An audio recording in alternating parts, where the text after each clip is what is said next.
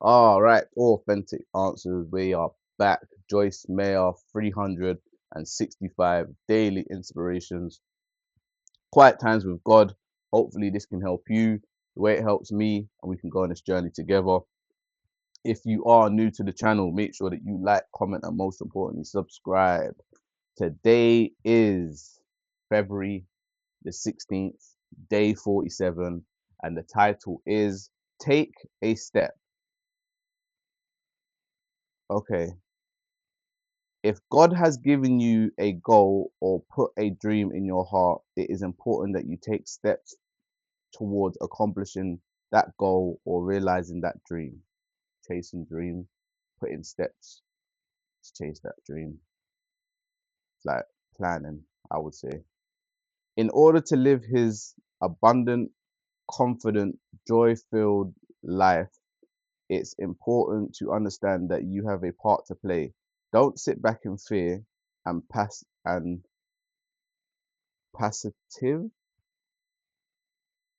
I think that's what it says. Instead, act in faith and take the bold step first. Whether it's signing up for a class, making a phone call, recruiting others to help you, write the first chapter of your book. Have write the first chapter of your book you have wanted to write. Whatever it takes, take the step of faith. So whatever it is that you've been putting off to do, just do it. Don't tell yourself tomorrow, tell yourself today.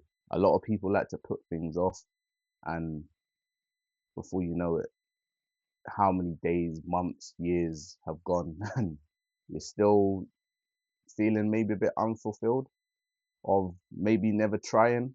Um, Sometimes you have to fail to realize certain things. Um, you know, you have to dare to be great, I believe.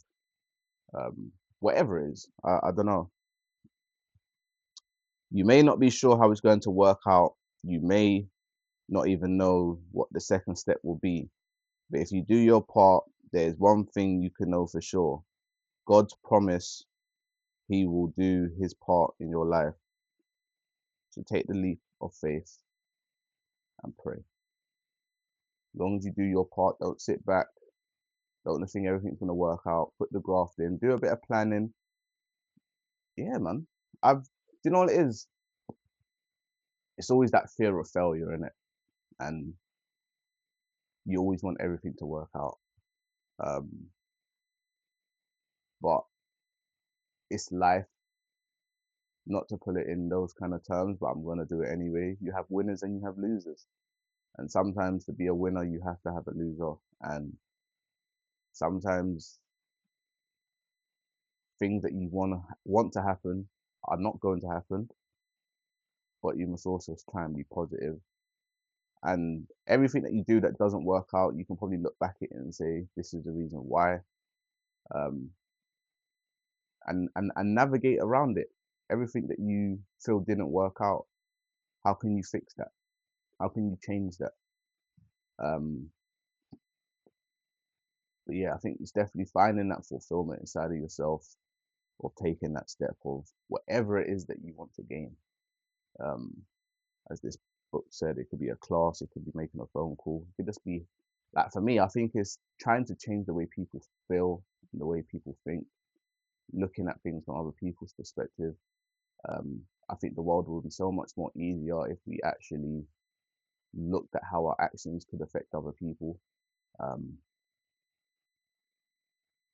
because that's I think that's quite important as people. That's why we say stuff like a community. It takes a village to raise, because we all have to sing from the same hymn sheet. And I would say we're a bit divided as humans. We like to isolate ourselves because, to be honest, trust issues of certain things, we don't have it anymore, because once upon a time we was very open, and people betray trust, and you have to set boundaries, and you have to protect yourself. Today's thought: if you focus on God's promises rather than potential problems, you'll quickly see that in your life turn around for the best. dig deeper into God's word, study Psalms 26:3, Psalm 16:8. Um, and again, it's like look at the positive, not the negative. Look at God's promises rather than the problems. And again, everything should work its way out. Yeah, guys, let me know your thoughts or authentic answers, please.